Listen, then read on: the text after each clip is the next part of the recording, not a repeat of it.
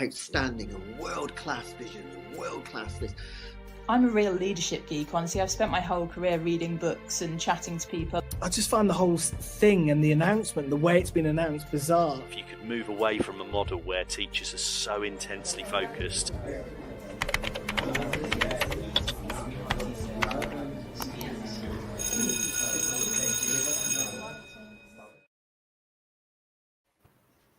Hello, good evening, and welcome to the show.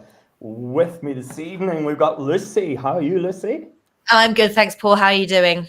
Doing great. Two TTR hosts. I know. And our guests. Do you want to introduce our guests there, Lucy? Yes, so we have got Olivia, who you can see, or who I can see bottom left, and Katie Campbell, both from the Economist Education Foundation. And they are here this evening to talk to us a little bit about what they do with something called Topical Talk. So we're going to investigate and unpack that this evening. But first things first, I think everybody should be given the opportunity to properly introduce themselves. So whichever one of you would like to go first. I'm happy to go first. So I'm Olivia. I was a teacher for 5 years, so kind of classic statistic of leaving at the 5-year point. And I was a RE secondary teacher for that time. So taught philosophy, ethics, all sorts of different religions, and loved it. Now I'm at the Economist Educational Foundation. I've been here 7 years, and I'm now the program director, overseeing everything that we do at Topical Talk. Hi everyone, I'm Katie. So I am also an ex-teacher, although technically still a teacher, and I was primary and I specialised in year 5 and year 6, and now I am head of content with the Economist Educational Foundation, so I make resources about the news. Fantastic. Sounds great. Yeah, very topical, very important, very of the moment. Yeah. And what is that foundation then? What is the Economist Education Foundation exactly? So we are a foundation that was set up by employees at the Economist newspaper, and the story goes that they were working in the events team. So the Economist do lots of events with big snazzy names, and it's really impactful and inspiring. And our colleague was there thinking, how can we bring this to the people who need it the most? And the people who need it the most are children and young people. And they then kind of spun off that idea and produced a few educational events for young people and children, realized that doing that kind of thing was brilliant, but maybe not as impactful as having direct contact with children in the classroom on a weekly basis. So from there, Topical Talk, or its predecessor, was born, whereby we use the journalistic expertise at The Economist. So we use their journalists, their fact checkers, and all of the good stuff that they've got, and combine it with the expert teachers on our team to produce weekly resources about different topics in the news. And you're both teachers, and you're working for the Economist Foundation, but there are more teachers, are there? How many teachers work for the Economist Foundation? Oh, good question. How many of us are teachers? How many of us are teachers? 50% of us? Yeah, we worked out. Yeah. So we're a team of soon to be 14, and I think 7 of us. Yeah, we'll go for 7. But with a real range of experience. So we've got like primary, different year groups in secondary school, different subjects. So quite a lot of different sessions. And from the CEO down as well, which is pretty cool. Oh wow! So it's across the board. Now that's really interesting. So the title of this show this evening is "Heard It in the Playground." So fake news and media literacy, which of course is the whole kind of basis of what we're doing here, what we're talking about. But when we talk about media literacy and when we talk about fake news, I think these are things we need to define before we go any further, because they're terms we hear a lot, but I wonder if people are absolutely clear on what it means to be media literate, and what fake news is, and disinformation, misinformation, things like that. So take your pick of any of those, to be honest. Casey? Yeah, so news literacy is, or being news literate, is having the essential skills that you need to be able to really actively engage with and unpick the news. So you have the skills to understand for yourself whether something feels like it's right, feels like it's not right, where to go to find the news, but also how to engage with the news. So even down to like being able to spot real or false information, or being able to form your opinion on it. All of these skills come under the kind of umbrella term of being news literate. Olivia, do you want to pick a different one? Yeah, I'm just thinking if I have anything to add, but no, I think that's true.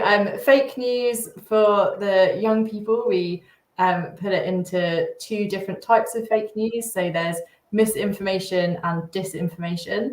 And yeah, I should probably say that we're not just, there are some organizations that are about unpicking fake news and sort of seeing the wood from the trees, for want of a better phrase, but we are about going beyond just what's real, what's not real, what's fake, what's not fake. And we want to get children really talking about the stories and being able to confidently have an opinion and discuss the issues that ultimately are affecting their lives now and will be doing even more so when they are adults. We've got a comment. Sorry, I guess just for like, I'd probably be using the terms a lot because I'm like obsessed with them in my job. But so for the sake of conversation, I'll be saying misinformation, meaning information that's just incorrect or false, and disinformation, which is the deliberately spread misinformation. So things like the conspiracy theories and the rumors, which are the things that unfortunately kids are really interested in. Very, very true. Coming from one of our regular viewers / listeners, JBL, who said teaching children how to decipher spin is crucial. I guess so. And we got so, I mean, there is almost a kind of an onslaught of media exposure these days, because news is not how I grew up with it, or how I'm sure you grew up with it. It is everywhere, 24/7, year round, any time of day or night, because of course you have the 24-hour news cycle now going through social media as well. You have people kind of on the scene capturing things. So there is a huge amount happening, and I find it overwhelming. So the idea that you've got to then help children understand it is quite a big deal. It's quite an undertaking. Yeah, I remember when I was first in the classroom, but in this role, trying to get some teachers on board with the idea, because maybe 7 or so years ago it was a bit newer to people and not as within the vernacular. But I was trying to say to them, we could just close a newspaper, we could turn off the TV, and that would be that. Or if we wanted to protect our children, we just didn't show the newspaper, or we just changed the channel. And it's just not that simple now. We know that the biggest source of young people where they're getting their news from is online, and the biggest source within that is from TikTok. So yeah, it's at their fingertips and more readily accessible than ever. Yeah. You said an interesting thing, Katie. You said children are really interested in some of those misinformation and disinformation stories. And I wonder, childhood spans a long time. And obviously, there's an appropriate application for this kind of teaching at different stages. Now, I do remember a long time ago, as a child, in the playground, we loved exaggerated stories. We didn't have the term fake news, but anything that was, I was a child when rockets were going and landing on the moon, and the things we used to make up about rockets on the moon, and they're going to find aliens, and they've already found them. Did it really happen, Paul? Did it really happen? Lucy, you're one of those conspiracy people. I think we need a word with you. And the earth is flat, of course. But, we really enjoyed it. It was harmless, but maybe even better than that. It fired all the neurons in our brains. We were writing fantastic essays. We were getting inspired.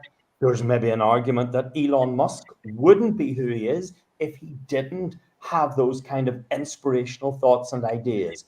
So is there a time to bring kind of media literacy to children? And is there a time to kind of let them just enjoy stories and let them run? So that's really interesting. So I think definitely there's something for saying that letting students have creative conversations, that's really, really important. However, I think the times have changed so much now that it's so easy for fake news to spread. And actually, I think these news literacy skills that we're so passionate about as an organization is about knowing the difference between making it really clear that not only when you're receiving fake or kind of mis or disinformation, but actually that you yourself are a responsible citizen and not being somebody who's going to spread it. So part of the skills that we teach through our lessons, so our critical thinking and communication skills, part of that communication is really thinking about your own biases, your own prejudices, your own kind of excitement where you might be exaggerating things, and thinking about how you're phrasing things, how you're saying things to make it really clear when you're exaggerating things, when you're speculating. All of those things, of course, are normal. Adults do it. But it's the difference between making it really clear when you're speculating or being creative with an idea, or when you're actually passing across real news or fake news or something that you've heard. So it's just about kind of drawing that boundary of, oh, I heard X, but that doesn't sound quite right because, or things like that. So it's the line of making sure that, yes, do have creative and fun discussions because the news is really fascinating, but just make sure that you're not also becoming kind of part of the bigger problem, because that's when news can also become scary and misleading, and that's when kind of more prejudices and things like that are caused. So yeah, because of course we all have opinions and we all have the way we view the world, and we as teachers are very much told, or always told, you know, you are apolitical, you are a-religious, you know, you've got to be really mindful about what you share on your thoughts and feelings on things. And I suppose the what would worry me about opening up a discussion about the news is, how do I as a teacher approach that and deal with that in a way that is kind of keeping me safe in a way, I suppose is what I'm getting at. Because and this is something that we'll kind of unpack, I'm sure, later on in the show as well. But I have so many thoughts and opinions and things on news. I read different outlets. I'm absolutely fascinated by it, and I'd love to get in there with students and discuss it with them. But I also, in my mind, I'm kind of thinking, before I even deliver this lesson, how am I going about making sure that I'm going to deliver in a way that is mindful, I suppose. Yeah, I think that's a perfectly valid point. I think coming from an RE teacher background, like we probably all know you can't be completely neutral. It's just the way you even present the information is always going to come with some kind of undercurrent. If we're discussing who won the election the previous evening with your students, like they're going to cotton on. They're not completely immune to that kind of thing. So I think we try our best to counter that in a few different ways. So firstly, the information that is in our lessons is, sometimes we get emails saying that it's not, but it's neutral. Okay, so unlike The Economist that takes a really strong opinion about lots of different issues, we are presenting both sides and presenting them with equal weight. And we have conversations in our team, and often we're saying, actually, do you know what? We've all got the same perspective on this. Are we really challenging ourselves? And then we go out to the journalists, the fact checkers, and if necessary, we go out to external consultants who can offer a different perspective to really make sure that we've got that balance. So teachers can feel confident that what they're putting out there, fact and information-wise, is neutral, it's impartial, it's showing both sides. And then the encouragement in the classroom that we give to the teachers is to really actually celebrate and look at all of the different perspectives that are in the classroom as well. So we want students' voices to be amplified. We want them to practice giving their reasons for them. But what is not important is that the teacher needs to model any of that themselves. So lots of the techniques and the pedagogies that we use are all about taking that teacher and shoving them at the back of the classroom and letting the students have the conversations among themselves and develop the skills to be able to challenge each other and question each other and, you know, really interrogate each other's opinions and evidence. But ultimately, the teacher should just be like hovering on the outside of that circle and it not always bouncing back to the teacher in between. So very much that's really difficult to do as a teacher. Even some of the best and most experienced teachers can't help but like interject. And we offer training for teachers on how to deliver these types of lessons, and ultimately we plan them all for you. So Katie's spending all day every day planning this 1 hour lesson for you to deliver. So the activities should be planned so that it's like, this student should be asking this student this question, and now this group is doing that, and you're just at the back listening and soaking it all in, and maybe, you know, improving people's phrasing or something like that, rather than improving the content or their opinion. We had some great feedback recently from a student who said something along the lines of, the lesson was so different because the teacher just stepped aside and just like let us form our own opinions. I think the quote was, they didn't really teach us, they just let us talk. But we were like, that's actually like a really good bit of feedback, because yeah, the lessons are structured in that way that actually the onus is on the children rather than the adult in the room. Stepping away from that more prescriptive curriculum that we're very used to. And I suppose, yeah, and it's also good, not only are you getting students to step out of their comfort zones, but getting teachers to do so as well, and do so confidently. Yeah, as you say, it's a thing to do.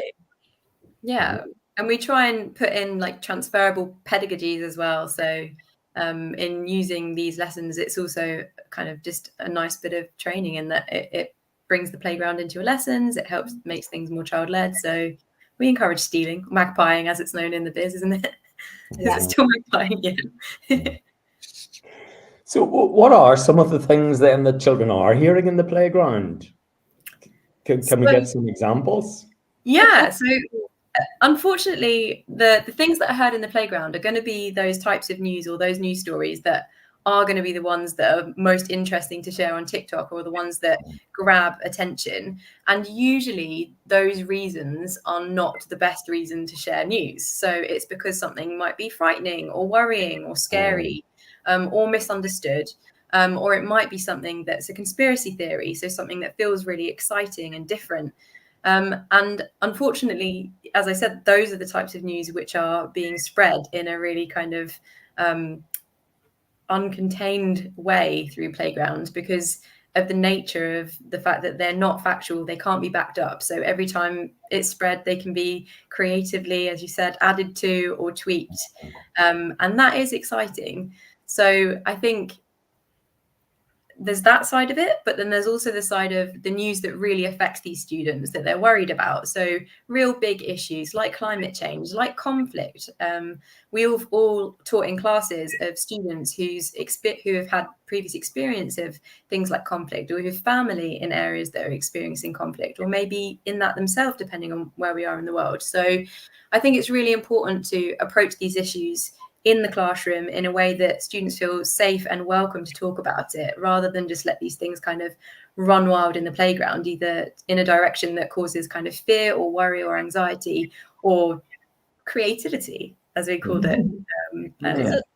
Because a lot of this, I mean, you're having to update resources in almost real time, really, as well, because things are changing so rapidly, as we know. I mean, of course, there's a lot of the US election stuff that I've seen, and certainly kind of the Andrew Tate side of things. But there will come a point, hopefully, where he becomes irrelevant, for example. And of course, the US election, well, we all have thoughts about that. So yeah, it's a lot, and I think these, what these kids are talking about 1 minute is very different the next. I mean, it used to be that dabbing was a big thing, and now they're all shouting "skibbity toilet" in a classroom. So, and hopefully I'm hoping that's going to die a death soon. I really am. But anyway, sorry, I digressed, Paul. It's good to get those things off your chest, definitely. What about, for example, and we're possibly talking about a slightly older group, maybe late primary on upwards then.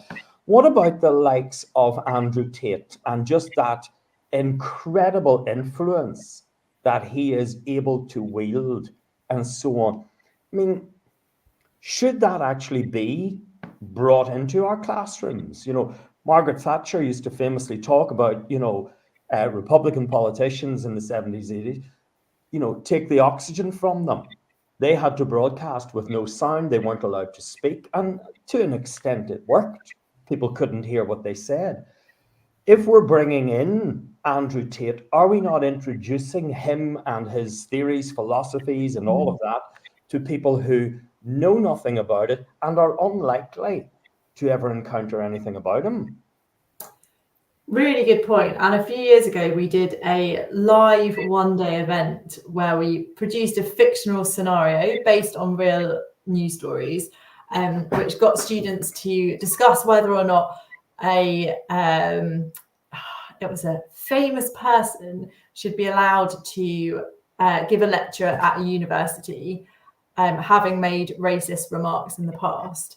And throughout the day, the students had to explore the different perspectives, from the perspectives of, like an anti-racism campaigner, students who would be in the classroom, someone on the university board, etc. And at the end of the day, they had to use everything that they had experienced and vote on whether or not this person should be no platformed. And it was split down the middle. It was so interesting because I think we tend to think that our children are really liberal and they're just all just up for everything. But it was, that was fascinating to us. So I suppose in answer to your question, we addressed that issue head on about whether or not we should be sharing these extremist views. And I think the same line goes as what Katie just said just now, which is they're going to be talking about this in the playground anyway. We may as well be discussing it in a safe environment, or an as safe an environment we can produce in the classroom. So I think shying away from it because we think, oh, it's fine, they're never going to hear about it anyway. We just don't know where their algorithms are taking them. And while they might not hear it, in their year 5 and 6 playground, what if they open something at home? And I think Siblings. Exactly. Your IP address knows that your older sibling has looked at something to do with Andrew Tate, and then it's fed down to you. I think we can't be naive to the fact that they are being exposed to far more than we probably think they are, and therefore let's bring it in, let's do it with an adult in the room where it's a little bit safer. But on that note of, yes, doing it with an adult in the room, and I'm going to play my small woman card here, where I often do. Paul knows I do this semi-regularly. Now, I'm a primary teacher, and so most of the kids are kind of my sort of size, if not smaller, and the discussions we are having are often not intimidating for me, as it were. But I'm 5'3", 160 tall. The idea of going into a room of teenage boys, and I'm covering a lot in secondary at the moment, despite not being qualified to do such things, and these boys are huge.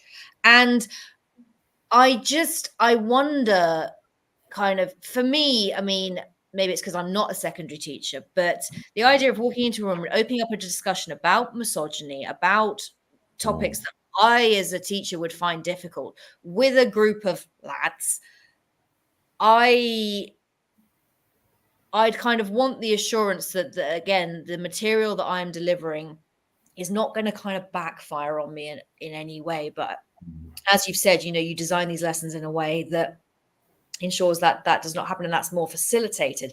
But in terms of kind of, I'm going to call it teacher safety, what is it? Does Topical Talk kind of have anything in place, or anything as part of the training that acts as that reassurance for teachers, or that has that thing in place to say, actually, I need to halt this discussion, or actually, I need you to understand that this discussion happens within the confines of this classroom, and outside of that, I don't want to hear about it, as it were? I think for that specific example, so I've been in that lesson as someone who doesn't know the students. I've been into a secondary school where they don't know me very well, and I've taught that lesson, this exact lesson about Andrew Tate and misogyny in the news to two groups of boys, groups of girls, mixed groups. You're and also 5'1". And 3/4. It matters. 3/4 really matters. It really matters. Important. Yeah. So I completely understand that. And there definitely is something about going into a classroom and taking on a really kind of contentious, controversial, strong topic head on. But I also feel as a teacher really responsible to address those topics. And I think the way that we do it in Topical Talk is to make everybody in the room feel safe. So we would never put a teacher in a position where they're going to be accusatory to anybody in the room. And equally, we would never, ever create a resource where somebody in the room is speaking on behalf of an entire community, be that a boy speaking on behalf of all men, a girl speaking on behalf of all women, marginalized communities, etc. So the resources often give a safe amount of content to work with, so statistics or facts. So, for example, the like root the problem. So, for example, in our most recent misogyny resource, we mentioned that in July or August this year, England and Wales announced that misogyny is a national emergency. So it's putting that someone like Andrew Tate, something like misogyny on TikTok into a much bigger picture, showing the scale of the problem. And then we can break that down into smaller questions. So in order to come to a conclusion about what should be done, we would allow students to kind of form their own opinions based on smaller discussions. So again, we're kind of breaking the issue down into smaller, more manageable, safer, bite-sized chunks where nobody feels like they've been accused of being somebody who's in the wrong. Equally, nobody feels victimized, because it's important with that discussion going into the room of boys, not making them feel like they're villains in the room, because that's not healthy either. But also, we'd be going into that room, there would be girls in it. We don't want to put them into a position either where they're feeling like they have to defend themselves against the boys in their class if it gets into that kind of boys versus girls discussion, which again is not something that we would ever want it to do. So all of our lessons go through eyes and eyes and eyes and eyes. We play things out in the office, we get cards out. I've played games with pasta in my house to make sure that this would work no matter what the setup of the classroom. So by the time these kind of lessons hit your students, you can be assured that they've been tried and tested to make sure that everybody is going to feel safe in that discussion. Mm-hmm. On a point, Katie, you mentioned that you've gone into schools and you've taken that very lesson and so on. Do you think those lessons are better done by somebody the pupils don't know, by some external person coming in? Or would it be your sense that they're better done by and with teachers who have a rapport, who have a relationship, who know them well, and that relationship is mutual, that the children know the teacher well? I would kind of defer back to what Olivia was saying earlier and actually say the adult in the room isn't the person that we're asking to be the leader, it's the students.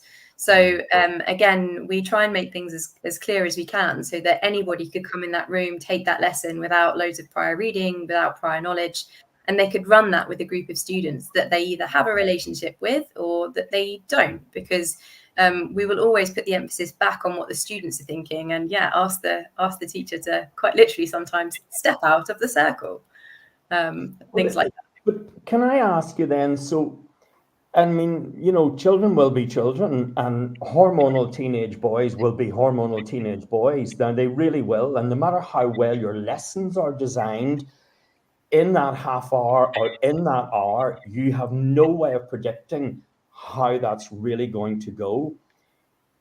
Is it not the case that at some stage, I take your point about stepping back, allowing the group work, allowing the exchange, I take your point absolutely about that. But is it not the point that at some stage, the teacher needs to move in and maybe not teach or but maybe just to shore up or kind of keep something in a certain direction, gently, easy, a little hand on the tiller, if you like? Is that not the case?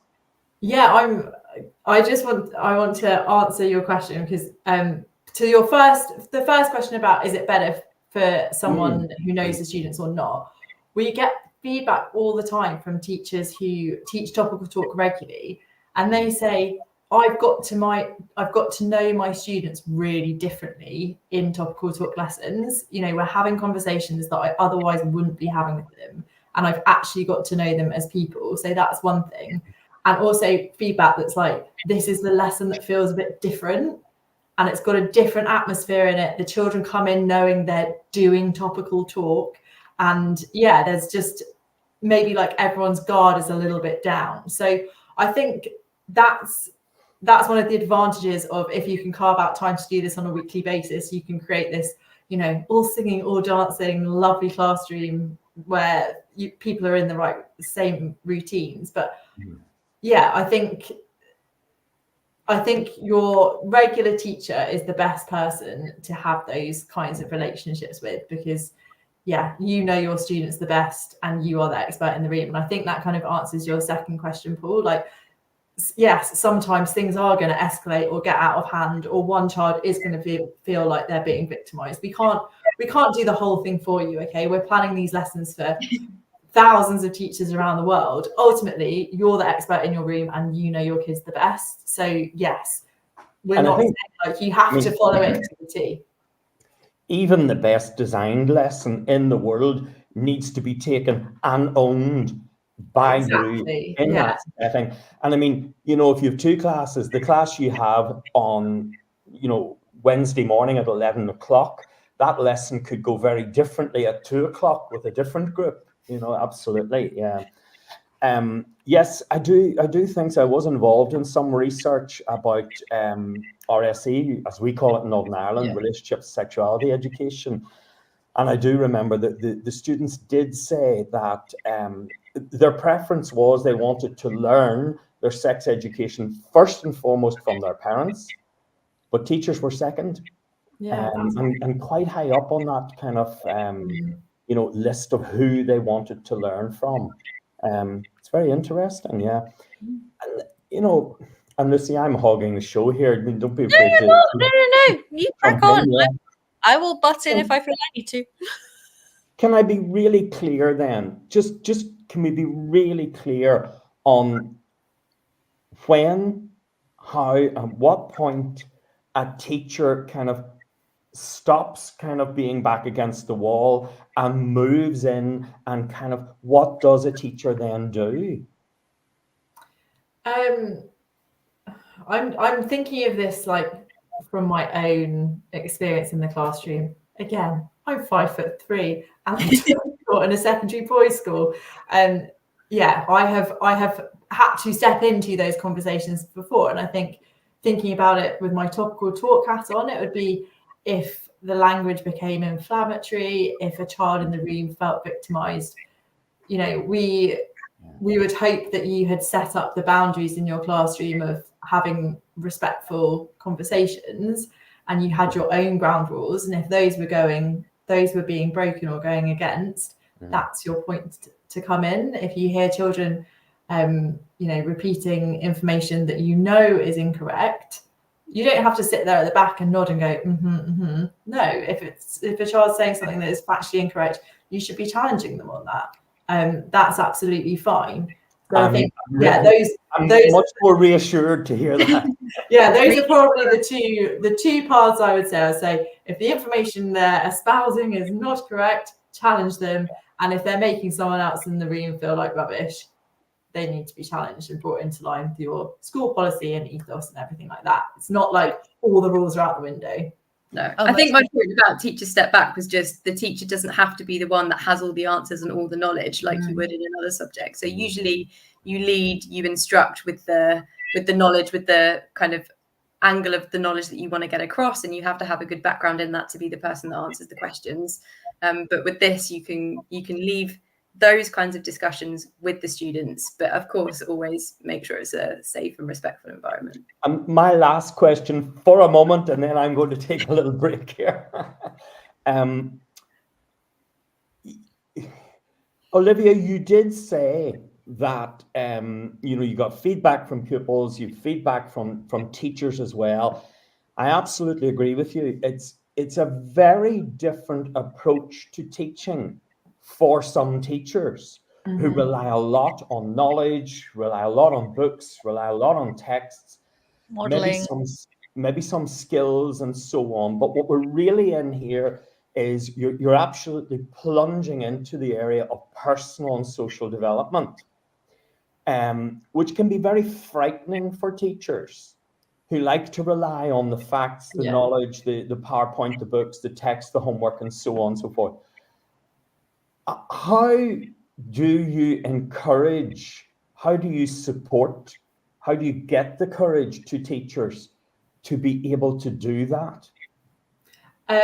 First and foremost, we show them, I would say. So all of our training that we provide is a case of getting the teachers in the room, getting one of our resources, and getting them to act in the role as students, which we all feel very uncomfortable in an inset day when you're being made to behave like the students.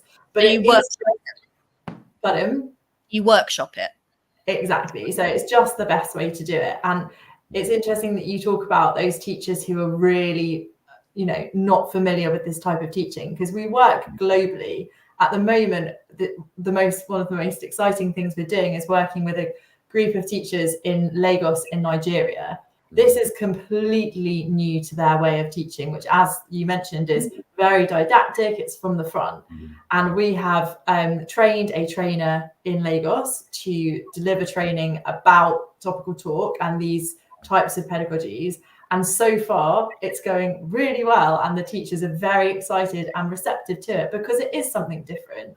And as soon as they can start seeing the benefit with their students, that's where the confidence grows. And I think I can say that when we give training to teachers, we have those teachers who are either at the start of their career and don't have the confidence because they've experienced nothing like it before, or they're later on in their career and don't have the experience because they've never done something like it before and they don't like it. So often we're working with a room of like really different types of people and having to get them on board. And it is just a case of let's get up, let's start talking about the most recent headline or something controversial we've heard from a friend or family member. And as soon as they're in those shoes and can see how it works and can see the changes or like the skills that they're developing, that real like proper listening, that's when they buy in. I'm not sure if that answers your question.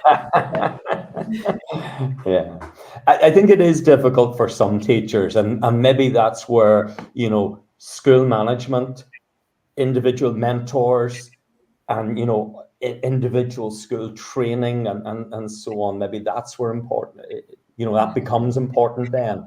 Yeah. In giving these teachers the confidence to go in and do that. Yeah. Yes. And I should also say that the content that Katie's producing week in, week out isn't all big, scary issues. We're covering a variety of different things. We've had a headline in the past 6 months about the Taylor Swift effect, or we've looked at space exploration or the advancement of AI and whether teachers could just be kicked out because the machines can come and do it better themselves. So teachers don't have to do the most big, scary topics if that's not what they're comfortable with. There's a route into that, and starting with some of the lighter, maybe more big, broad philosophical questions might be the way that they find that they can work up to that.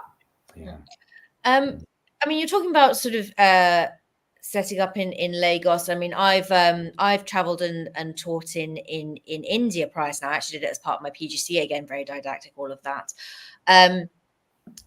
How are you ensuring, because obviously a lot of the content that we're kind of looking at in the Western world might not necessarily have the same relevance in somewhere like Lagos, in a country like India. How would Topical Talk ensure that they are putting lessons together or putting topics together that are relevant to children that are not in the West, not in the UK, US, Australia, that are in other countries around the world? Yeah, that's a really great question. So our resources follow kind of the biggest issues around the world. So they're not just Western focused. So we've covered things like the Indian election, we've covered refugee crisis and conflicts around the world, and we've covered innovation around the world as well. So we make sure that we have a balance of where we're picking these news stories from, and also because of what we've talked about, having like a neutral, a balanced kind of angle with that also helps with the different perspectives that will be in the classrooms around the world. So we're not asking for any background knowledge, we're not asking for any background experience of that particular news story in order to have a discussion about it.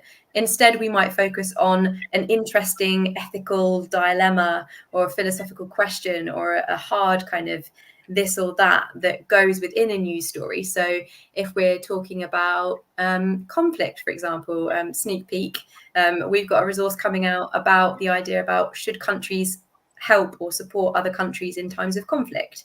So we'll be using examples from the news. So we'll be referring to Russia and Ukraine. We'll be referring to Israel, Hamas, Hezbollah.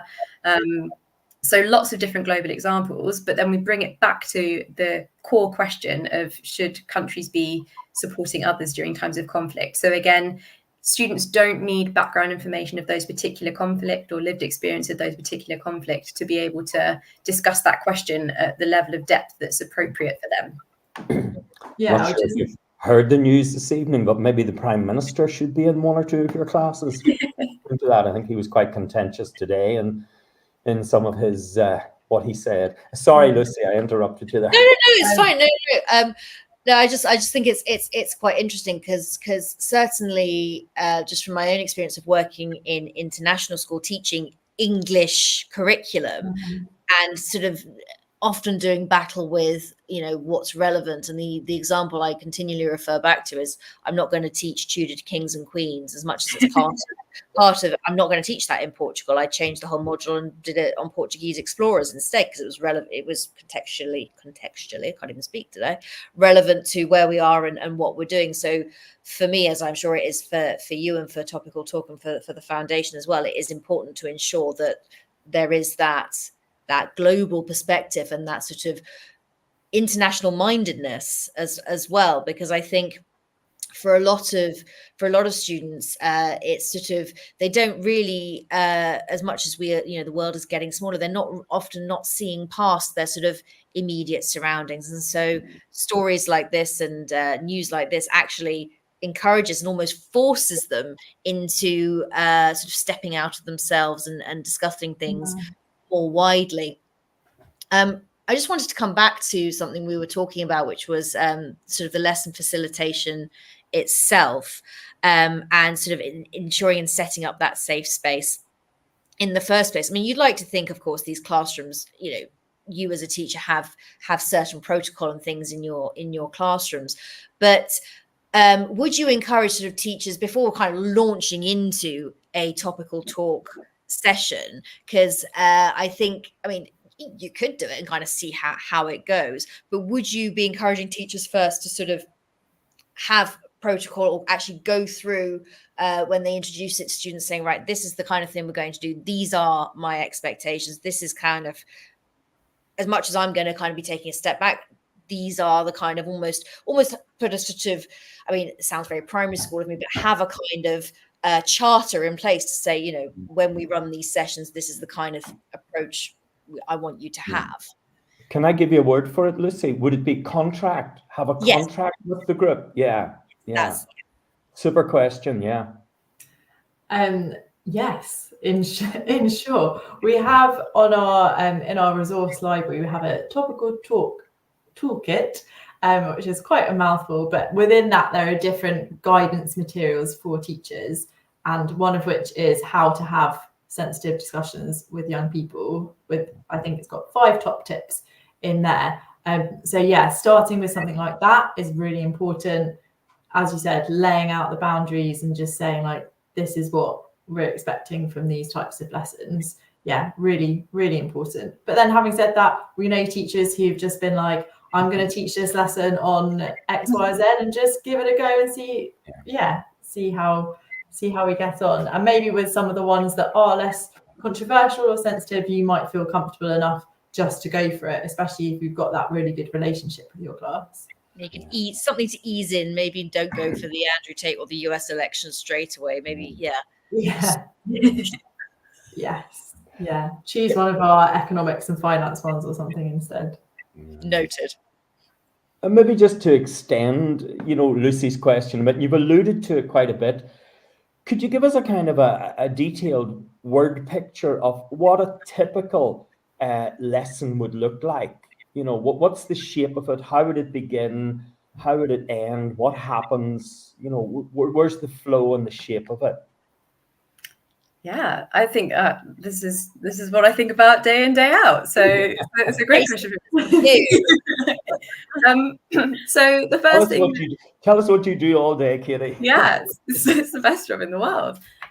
So the first thing that we try to have with every topical talk lesson is a big question, or smaller questions that lead to kind of a big conclusion about what's happening in the news. So by the end of the learning journey of the lesson, students will have formed their own opinion based on real information from the news, based on mix of perspectives within and outside of the classroom that they kind of have access to in the lesson. So that they can form their own opinion about that big question and hopefully go away and continue that conversation. And then to break that down even further, usually, and I say usually because we have the freedom to make lessons in all kinds of different ways and formats, but usually our lesson consists of around 3 activities. So a shorter activity at the start, your starter if you like, where we're drawing emotional connections to what's happening in the news. We're explaining any of the big keywords that students will need to access the lesson, and we're getting them warmed up with the skills that we need for the lesson. So getting them feeling really easy in the room with speaking and listening and feeling confident to share their own opinions. Then we have our activity 2, which would be like a meatier discussion where maybe we go into more depth about the news story, share some facts and really get into the debate. So we can set the classroom up in different ways for that. So sometimes it will be a pair debate, sometimes it will be a whole class courtroom activity. Sometimes we'll do something led by a piece of media, like a video to make it feel like they're in a game show, or doing a press conference or something like that. And then we'll wind it up usually in the 3rd activity, my favorite ones, where we throw in some twisty questions to really flip their thinking and make them kind of go back on everything they've said. So it could be a what if, or a comparison to a different scenario, which you might think very differently about. So again, to flip their thinking one last time and get them really thinking deeply about what their opinion is and why they form that opinion, so that by the end of the lesson, they've got something they feel like they can stand by and carry forward. Yeah. And in terms of, because I mean, we as teachers always know that we're looking to assess, we're looking for outcomes, we're looking for measurable data, let's call it. I mean, I get the impression that that's not really the aim of what we're doing here with topical talk. But of course, and I'm going to mention that hideous word, Ofsted or somebody like that, or your school's being inspected and you're having to show the impact of something like this. And I know we'll talk about the impact report that has been done. I know you've done a few.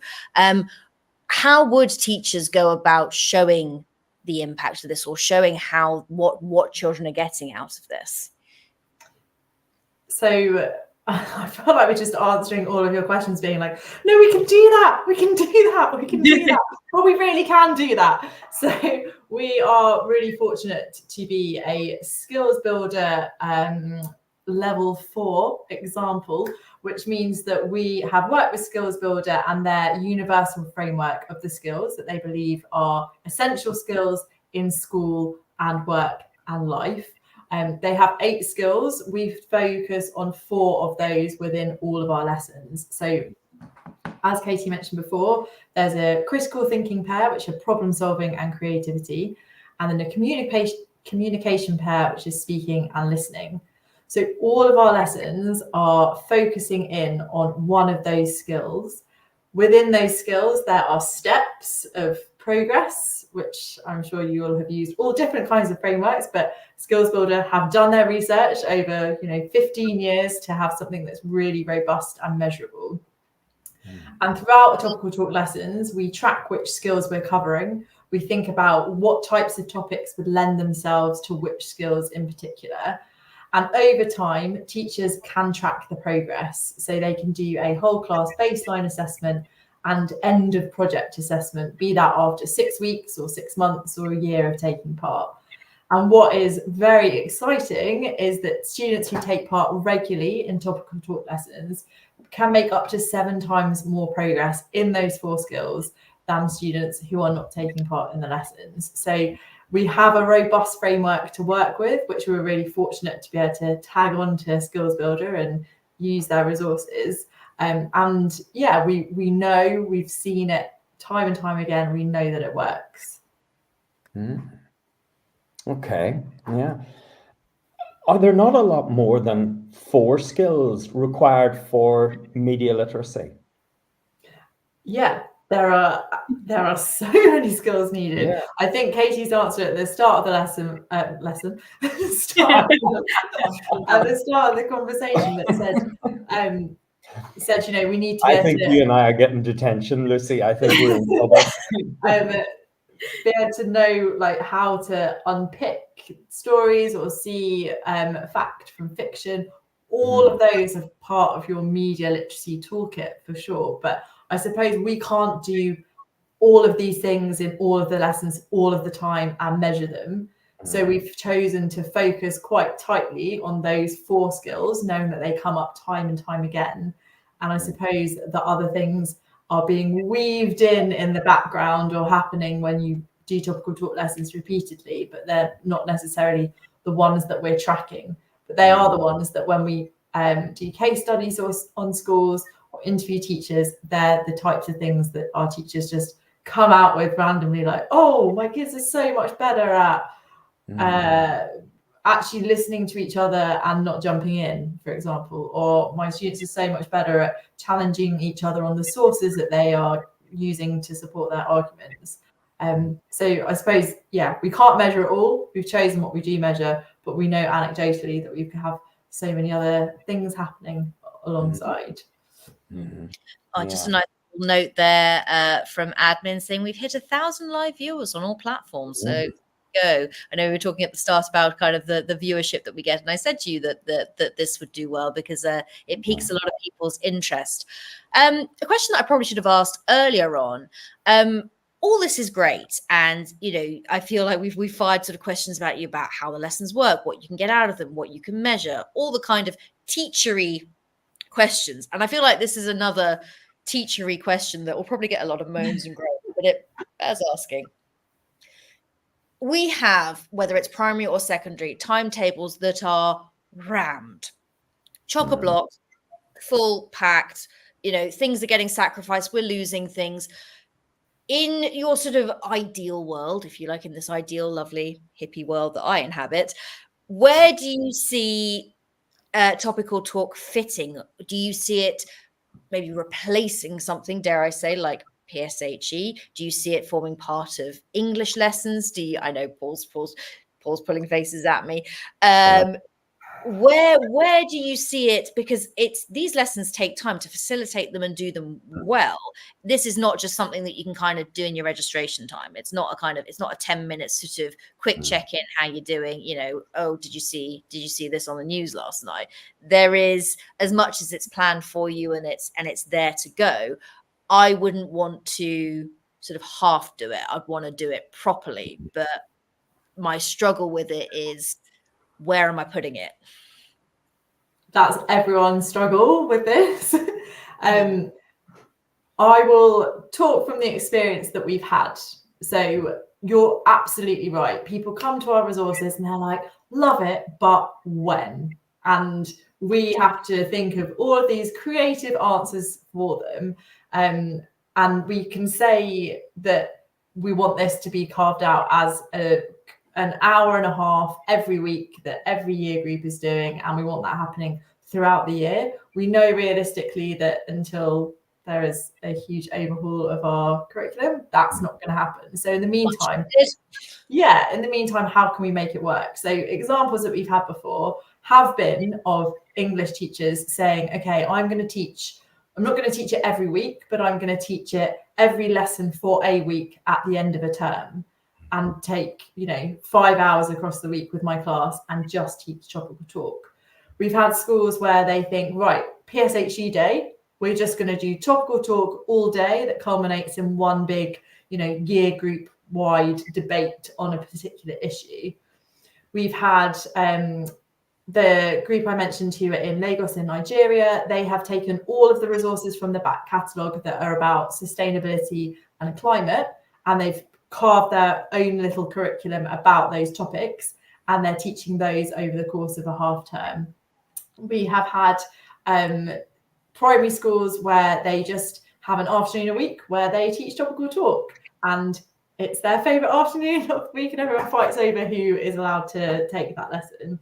I think, the other really creative idea that we had was a secondary school where, you're right, they were like, I can't afford this amount of time in the curriculum. So what they said was that each week a different subject would teach topical talk to their students.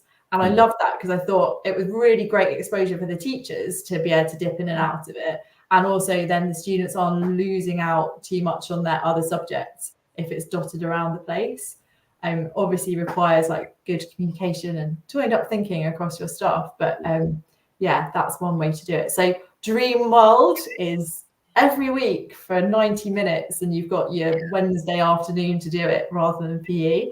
Reality is it can do lots of things for lots of different people, but it does take a bit of planning as to how they can fit it in. And of course, there has to be a buy-in from management or SLT as well. Yeah. For this to work, this is not just kind of one teacher going, hey, what about this? Doesn't this look great? This has to be, if you're going to go school-wide, which would make sense, whether it's from little dots, to year 6, or whether it's from your year 7s all the way through to your year 13s. The buy-in has to be enormous for something like this to work. Certainly if you're facilitating something like a cross subject, which I really like the idea of that model. But no, it's like with all these things, I suppose, I'm so on board with this in so many ways, but in the back of my mind I'm thinking, what would have to go, what would have to give. And it's such a shame in a way that is, I mean, this is a different conversation entirely, and one maybe we have to have another time about curriculum, but I'm with you in that the overhaul is needed. Katie used to be a topical talk teacher. I can't even remember how it worked in your school. Yeah, so we had time carved out on a Friday, and it was like the favourite lesson of the week. We all kind of looked forward to it, and we did it as a big year group, and we could compare the different discussions that were going in the different classrooms. But also, I think, and I can say this from actual experience of doing it for 5+ years in my own classroom, it became something at first that I thought, this sounds really good. I'm gonna go for it. I'm gonna give it a go. But once it was really embedded, and once these children had these conversations for months, for years, the impact was absolutely huge. So on the one hand, it made my teaching of other lessons easier because students could almost understand why they had to learn about the world, why they had to learn that obscure thing in maths, because actually then we were applying it to real life contexts in lessons about the news. It's really important to understand numbers and be numeracy literate if you want to solve real world problems. They could get it. They understood things that were going on in history and geography and could say, well, isn't that repeating itself, miss? Yeah, that's the point. So it made our actual other curriculum more real because they were able to then apply it to the real world, not to mention the impact of it on their individual lives. So it becomes much easier as a teacher to fit things in and put that extra effort into getting something new into the classroom when you can really see it come alive in these students. So I remember this boy is the reason why I have this job. So there was a boy in my class who struggled with other subjects. So he was on the quiet side, he struggled academically, but in topical talk, he really came alive. And I remember we were doing a topic, it was just post-Brexit, and we were talking about refugees. And it was at a time when there were a lot of really right-wing, a lot of racist, borderline racist headlines out there, and a lot of things being spread on social media that were really not very nice. And he was very much from a family that would read those kinds of newspapers. And we had a really open discussion about refugee crises. We were looking at facts, we were looking at the reasons why, we were looking at the benefits that refugees could bring to countries. And it was a great discussion. The next morning, 7 a.m., 7:30 a.m., his mum was waiting for me at my classroom door. And to any teachers, that makes you feel sick just thinking about it. And I thought, okay, I don't know what I've done, but I'm about to find out. And she said something along the lines of, what have you been teaching my boy about the news? So I was all ready to kind of go in, get the resources out and say, look, this is really balanced. This is a really safe discussion. When actually she went straight in and said, because around the dinner table last night, my dad said something and this little boy had completely changed their view just by presenting his opinion in a really succinct, I know, doesn't it get you, a really concise way. He'd used real information. He hadn't challenged in a disrespectful way. He'd just challenged using the skills that we'd done in the lesson, that we'd been practicing throughout these topical talk lessons. And I was so proud. And so in that moment was like, well, it's not just making a difference to this little boy, this one child in my classroom, but look at what a difference this could genuinely make to our families, our communities, if these young people can have the confidence to then go away and talk with passion, with confidence, with facts behind them. And again, that's where I come back to, like, I would much rather the children in my class go away and do that than go away and have the exciting, creative conversations. But look at how impactful it can be when it's done right. But I think, I mean, just that story alone, Katie, is the case that should be put forward for why you should put this in your timetable, why you should make space for it. That is, I mean, I know it's only one example, but I think it's important enough. And it goes back to what Paul was saying earlier on. Maybe some politicians should take these classes, because if it's having that impact on a young person, then, imagine the impact it could have elsewhere. And we had an email as well. It's not the only example. We had an email a couple of years ago from a boy who was now a man, who used the program years ago, and who had said, like, topical talk had changed the course of his life because of the career choices that he'd made based on that one lesson that he'd done where he started passionately talking about something. So yeah, I love it. The power of education, very definitely. Yes, it is indeed. But you raise a point there. I think we were going to ask it in a while, but we'll ask now. What about parents? Because although that experience you describe is very positive, it's very good, it's very affirming, there could equally be as many, if not more, experiences that would be very damning and really shake a teacher's confidence, and perhaps even, give rise to a teacher having to appear in front of principals and governors and explain themselves and so on. What is the position, role, and how do you account for parents in topical talk? It's about telling them. So I don't think, if we're bringing these kinds of issues into the classroom, I don't think we can just go in blind or naively thinking that the children aren't going to go home and talk to their mums and dads about it when they get home of an evening. So we've got to let them know what we're doing and what we're discussing.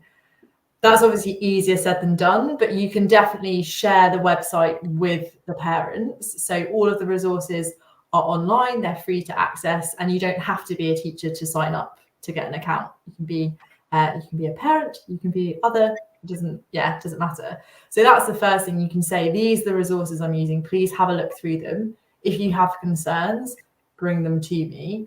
I think opening up that line of communication is really important, and giving them the heads up that, and kind of, as I said before, like, not every week is going to be wildly controversial and get them to be, out protesting on the streets at the weekend, but some of them might be. And I think you should use your judgment. You'll also really know your school community. You'll know the topics that are going to irk certain, parents, etc., and the ones that you might want to give them a heads up about. Whereas I don't want to keep giving the finance and economics ones a really bad rep, but you might not be needing to tell them that that's what you're going to be looking at next Tuesday with year 6.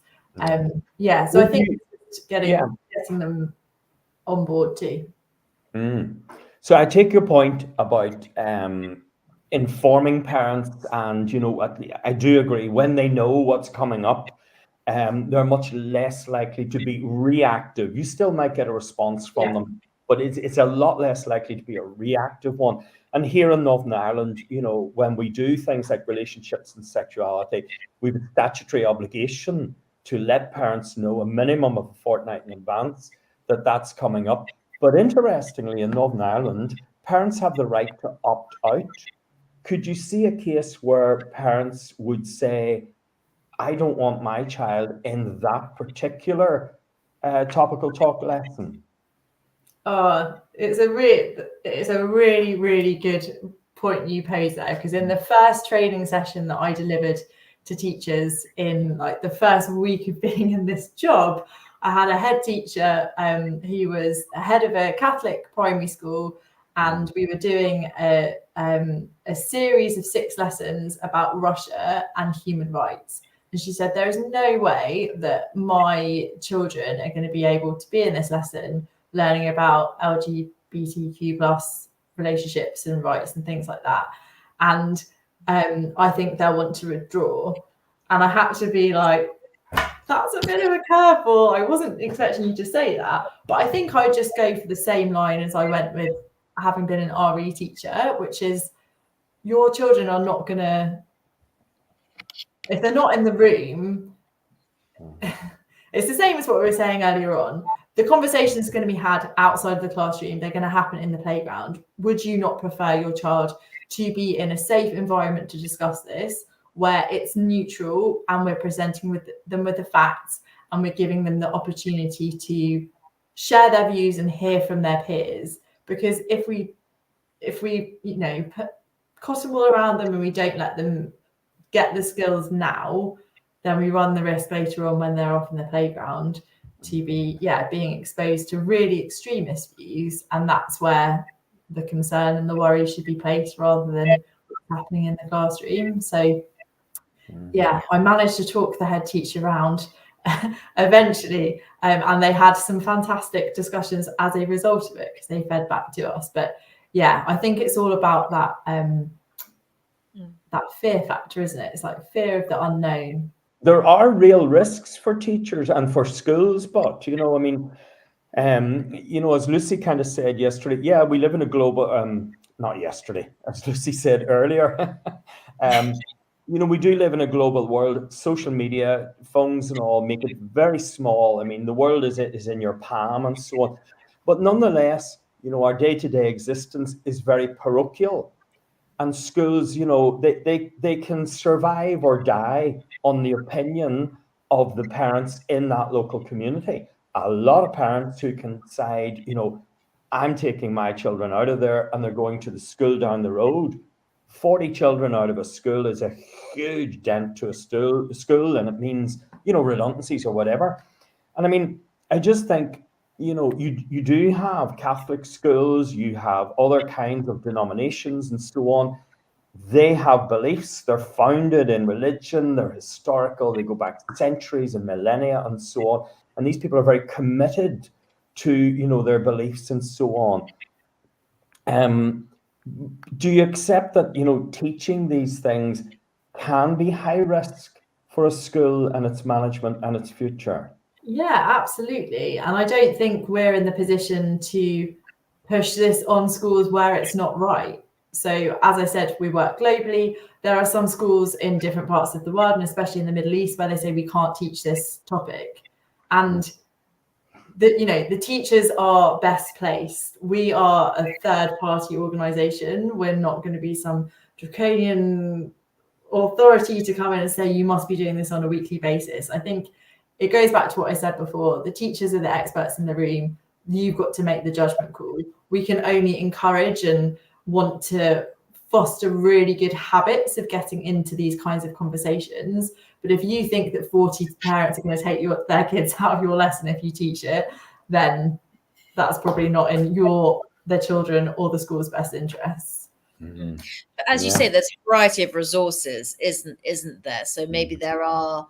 I mean, you can make your case to parents, but there are always going to be people that you will never get through to. And Yeah. I'm sure, you know, you wouldn't force it on them. You'd like to think, oh, you know, wouldn't it be great if they gave it a go? But yeah, there are going to be some that you're not going to get home on. It's the nature of the beast. And there are going to be some situations where it's not worth the risk for them. And while it's a shame, it's kind of, I suppose I mean, I don't like this expression, but it is what it is. I mean, it's, you know, I mean, and I suppose that's why I asked you about, you know, resource relevance according to sort of different places in the world. Maybe there is a case for sort of resources that are sort of I mean, I'm sure they already exist, that are sort of, well, you've already said, that are sort of slightly softer topics and inroads. And then who knows, maybe over time they might be more inclined to reach for something a bit more controversial. I don't know. There is, Lucy, I think you're right.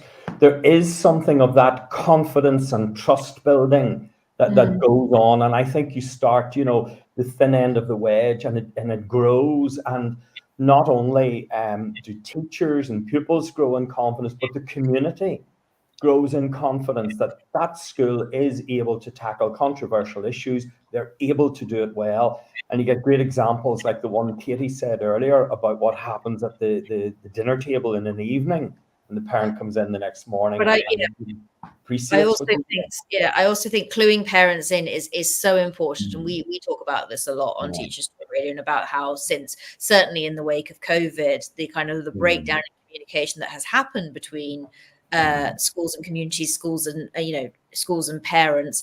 And so, you know, in approaching something like this, in bringing parents on board and explaining what you're doing, it's far more likely to go well. Because at the end of the day, what is the big secret? I mean, we as teachers, I mean, certainly I as a teacher don't feel I have anything to hide. I'd want them involved. I'd want them, you know, I'd almost kind of want to workshop it with some of them and sort of be like, you know, this is how this works. This is what we're going to be doing. We want to share this with you. This is the world we all live in. We all exist in it together.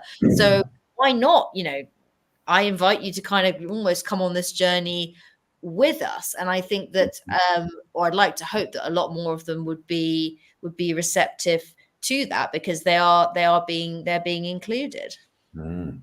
Yeah, great point. Yeah. You've said a few times that you've said that topical talk is the favorite lesson of the week or whatever for quite a number of pupils. You've said that a few times, and I'm going to challenge you on that, because you haven't been in my lesson on no, wait for my best lesson: irregular French verbs in the past historic tense on a wet Wednesday afternoon. Oh, Paul, stop! Sign me up. No, I'm hiding behind the burger. No, that is a lesson to be in. I mean, Paul, if you can sell that, what year group was that? That would be GCSE, of course. Yes. I mean, if you can sell that to a bunch of 15, 16-year-olds on a wet Wednesday, then you are a far superior teacher to me, my friend. Because I really should have videoed that, shouldn't I? I should have that on video somewhere. I should say, actually, yeah, I'm that teacher Friday afternoon, and I will have golden time pride from my cold dead hands. Golden time will live with me throughout whatever remains of my teaching career. Anyway, sorry, Olivia, I interrupted you. No, I'll have to do that as a demo for TTR. I'll definitely do it as a demo. Yeah, but why do you think about? Oh, sorry. Yeah. So no. I think you're going to answer, Olivia. So why do you think it's you know, a lesson or a series of lessons that children are saying, oh, that's the most enjoyable. I love that. I got a lot out of that. So the teacher, or it was the head teacher, that said, I don't think my students should be doing that, or that the parents would be happy with it. She was the one who, probably about 6 months later, was like, it's our favorite lesson of the week. And she's a head teacher, and she's like, but I teach topical talk. Like, I don't teach, but I teach that lesson because I want it for myself. And I think it is just actually hearing what children think is really, it's not very common in our classroom, is it? Thinking about, okay, you can talk about what they think about the text that you're reading, or, you know, you can get them to evaluate something, or in conclusion, I think that at the end of an essay. But really getting to know them and think about their worldviews. I was fortunate enough as an RE teacher to hear lots of that, but that's just not common practice in so many schools. So I think for teachers, it's like, I came into teaching because well, some people might say I like children, but I'm also passionate about inspiring them and opening up their eyes to what's around them, and being able to engage in, you know, real world topics and have those types of conversation is just a bit of a breath of fresh air, I would say. So on the teacher side, I think it's that, and on the student side, it's we get to talk, and we get to talk about the stuff that matters. And I think it brings an entire new meaning to real life context, because so much, and again, I'm going to bore on about how lacking this is in the curriculum as it stands. It's real life context in a proverbial nutshell, which is so lacking elsewhere in our curriculum, because you can it's tangible, it's there, this is happening in real time, you're discussing things that are happening today, right now, in the world around you, and there's a huge power attached to that and attached to that relevance that I just don't know that you get so much in other subjects. I think with the students that I taught as well, and when I run workshops with young people now doing these lessons, I think one message that we always get, and that people always fall into the trap of saying, and that teachers say, is that young people are the future. And I always feel like, no, I kind of want to correct you on that. And I'm always like, no, you are the now. You can have these conversations now. You don't have to leave it to the adults to be having these conversations in places that you can't see, that you can't hear. Why don't you raise your voice now? You can still be an empowered citizen just because you are a child, a teenager, and you have a right and a voice. And opinions that you can use and that you can say, and that there's no reason why you should wait to begin thinking about how to solve some of the biggest issues of our time. So I think in my classroom, it was always that it's really empowering, and that you feel like an active citizen and not just a child in a classroom. You feel like you're part of the bigger picture. And I think that's something that all children, all people strive for, really, isn't it? What difference can I make in the world? Yeah. One of the things I would talk to teachers a lot about in different contexts is that, you know, we all have a fundamental need to know and to be known.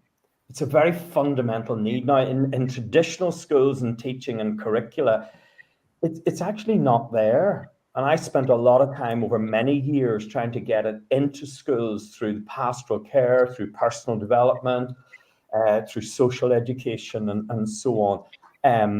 But it changes children's purposes and meanings quite a bit when they can have that safety and they can talk freely, you know, that they know the teachers at the back of the room. So there is that sense of this is okay to talk about this. And yet they have, and I'm glad we've now clarified that, at the end of a lesson, a teacher can come in and just shore up, you know, where views have been a wee bit kind of wobbly or whatever. And I think children love that, because to them, that's a gateway to maturity. And I know we laugh about French verbs and this and the other and all the rest of it, which are important to them. But for children, much more important is how they're growing, the type of person they're going to become, the views, the attitudes, the outlooks that they're going to hold. And I think, you know, topical talk does that well. You know, it gets right to the heart of that. Yeah. Okay. I was going to Paul, I was going to sort of, while he clears his throat, sneak in. So going forward, I mean, we've talked about sort of topical talk, what it looks like now, how it's developed over time.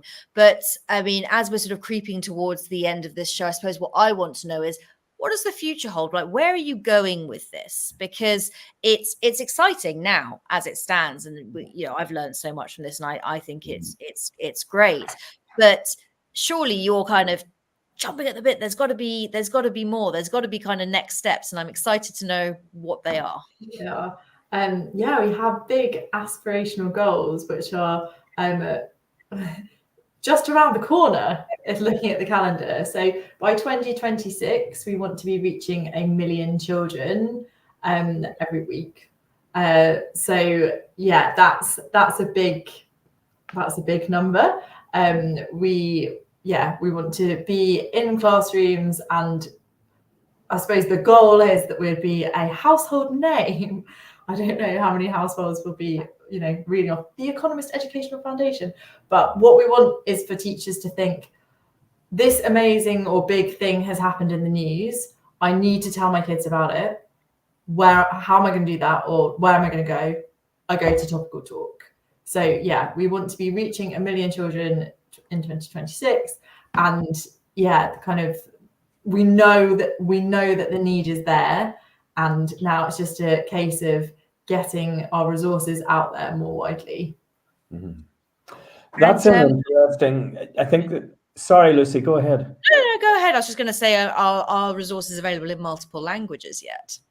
Not yet. So yeah, watch this space. With a language teacher. We discussed it just this morning, Katie and I, about translations and where we go with that. Yeah. Sorry, Paul. I'll be quiet. No. Just on your resources, gosh, they're dazzling. No school has a hope of producing anything like the quality, the nature, the breadth, and I mean the number. I mean, you're adding, lessons in every week.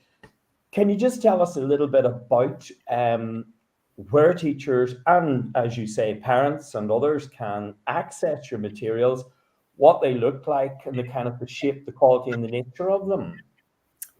Yeah, so this is my bread and butter again. So they're free for anyone to download around the world, and they're easy to download too. You just need to go to our resources website, so our Topical Talk website, which is talk.economistfoundation.org. And there you've got our full resource library, and it takes 3 seconds to sign up. You just need to enter an email address, and then you can download to your heart's content. And then each resource comes as a perfect little package of delight. It's a PowerPoint, so it's really easy to run in your classroom. And that PowerPoint might contain links to videos or audio, so a real kind of easy to run experience for your students. And then everything else comes as a PDF. So really easy to run through, a simple teacher instruction. And it's just a one-pager. So again, something that you can pick up and work with on the fly, a really quick read through, and anything else that you might need for the lesson. So that could be cards or posters or a negotiation sheet. So really easy to work through. Everything is packaged and there for you. And what makes them special, they are the best news resources of their kind around the world. Nobody else does exactly what we do. And it's not just created by a team of teachers. So pedagogically, they're really sound. We stay up to date, just as you guys do, with all the latest pedagogies.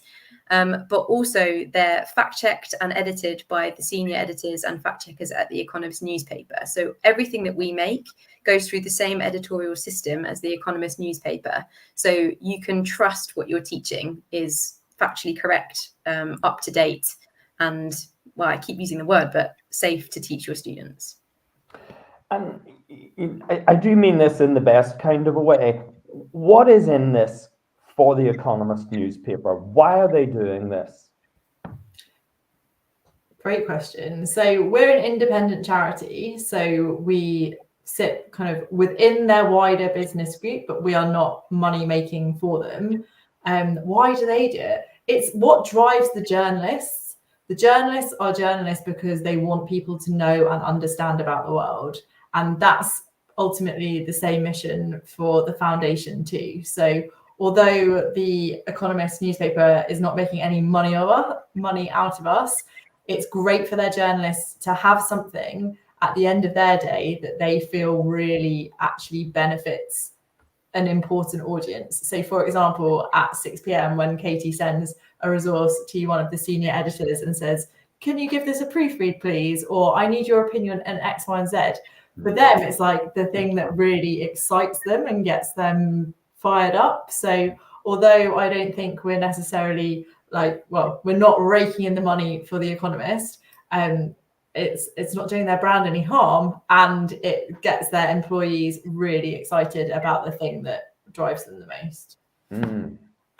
So if, for example, the Sun newspaper were to come up with something akin to that, how different would it look? Good question. I really don't know. Other newspapers do have media literacy programs. They do. And some of them have really good ones and produce great resources. So, Okay. yeah, by no means are we going to be everyone's favorite kind of news literacy resource. And you might find that actually the Guardian Foundation offers a program that much better fits the needs of your students. So I think what's great is there are lots of news organizations doing similar things. And as the teacher, you can go out and do your research and, you know, find what you like the best. If it's us, that's brilliant. But yeah, I think within our media literacy space, we're all really supportive of each other and a good network of people. Like we all kind of know each other. It's a small world. So yeah, I would say there are other really good resources out there, and it's up to the teachers to find what is it that, you know, interests me, what is it that's going to suit my age group, etc. I think that's really good. And what I really like about what you said is that it's very much as you are a sort of separate entity, the foundation is a separate entity, but there's still that collaboration, and the fact that because I think as well, there can be a thing where sort of, you know, these journalists are kind of very busy, you know, doing their stuff for sort of the adult reader, but the idea that they're involved in sort of the next generation of, because I haven't heard or seen that before, the idea that they're involved, you know, absolutely all the way in terms of, when I was looking at kind of the team and the setup and the involvement, I found it really exciting that, you know, there's some really kind of quite sort of high powered, if you want to call them that, people involved in doing what you're doing and in collaborating with you. And I think that's great as well, which again, I suppose adds another dimension to the resources as well. I mean, it almost adds that, would clout be the right word? Maybe not. I don't know, but that impressive integrity is what we'd call it. But yeah. And I've never seen that before, so I think that's really cool. We're coming to. Sorry, Lucy, go ahead. No, I was rambling. We're coming towards the end, and so maybe just a few shorter questions. You reminded me of a couple of things there. You have, I think, advisors. Is advisors the word? You've quite a significant list. You've Stephen Fry. You've very popular people. You've people in the media and so on, and like a considerable number of them. What's their role in the project? Our experts, as we like to call them. That's the word. Yes. So these are our voices of people who have experience within a field that we approach, that can speak of that experience better than we can as teachers without experience in the field, to put it quite simply. So we will beam in engineers from NASA in lessons about space innovation. We will beam in we've got top architects talking about biomimicry and sustainable cities. We've got top economists coming in talking about inflation. So I think if there is an expert voice that can speak better than us on a topic, then we provide it for that lesson, again, so that a teacher doesn't have to have the expertise in that topic. And again, that's important as well, because it's I think very easy for a teacher to kind of, you know, get in your head about something. And when you're planning, I mean, even when you're planning a lesson, it's easy to get stuck, isn't it? And get kind of trapped in your own thoughts. And then to have those people that you can reach to kind of bring a whole other dimension to, I think is really, really great. Yeah. There are 14 of you in your Education Foundation team, and 50% of you said, were teachers. So that's roughly 7 of you are teachers. Now we're coming up on 1,500 people who are watching or tuning in this evening, the vast majority of whom will be teachers, many of whom will be thinking, I'm very envious of Olivia and I'm very envious of Katie. definitely. I know one who's in Portugal at the minute. She's very. Do you have jobs? Are you looking to expand and extend? And are you looking for teachers? That's not what I thought you were going for, Paul. That is certainly not the question I thought you were going to ask. We're just doing Yeah. just in the last minutes of the show, just doing a recruitment drive. But we are always looking for inspired and inspirational teachers to join our team. I think we all know that teachers might not be delighted by their careers at this current point and are sat there thinking, but I don't have any transferable skills. And then us at the foundation are like, what are you talking about? You are the transferable skills. Like, you know how to do everything and you can do it really quickly and efficiently and brilliantly. So that's why we love hiring teachers. Are we hiring at the moment? I would say that a couple of roles are coming up. We are always looking for, fantastic people. It's a competitive field, as anyone who has wanted to leave teaching for the third sector will find. Like, it's hard to get jobs and it's not as well paid as teaching is. But it's something that people on our team are so passionate about, and really do feel like we have got the best jobs ever. It's the best bits of teaching packaged up for us, on a 9 to 5. Fantastic. I think that's quite a nice note to probably end on this evening. I want to extend a huge thanks to you both for joining us this evening. I know it's a Wednesday night, and I know that it's after a long day. It does take a bit of energy to certainly join the likes of Paul and me for an animated chat, but it has been truly enlightening and really fascinating. And I hope that you've enjoyed it as much as we have. So we truly appreciate it. We've absolutely loved it. So thank you so much. And massive thank you to everyone who has tuned in to listen and or to watch. As Katie has said repeatedly, the resources are free. Sign up, get an account, look at them for yourselves. We're always open to your feedback as well. So you feel free to get in touch. And thank you. You were great guests. You were very frank, very honest. Nothing fazed you, and nothing fazed you at all. And you were very honest and very frank in everything we asked you. So thank you very much. Brilliant. It's been a pleasure. Thanks, guys. Thank you, everyone. And this show will be available as a podcast and to watch back. So please do make sure that if you have missed out this evening, or if you've just caught the tail end, that you do that. So you can watch on YouTube. You can listen as podcasts across various platforms. So it'll be up there and ready for you in the next couple of days. But yes, once again, thank you to you both. And thank you to all the viewers/listeners out there. And we will chat to you all again soon. Outstanding and world-class vision and world-class this. I'm a real leadership geek, honestly. I've spent my whole career reading books and chatting to people. I just find the whole thing and the announcement, the way it's been announced, bizarre. If you could move away from a model where teachers are so intensely focused.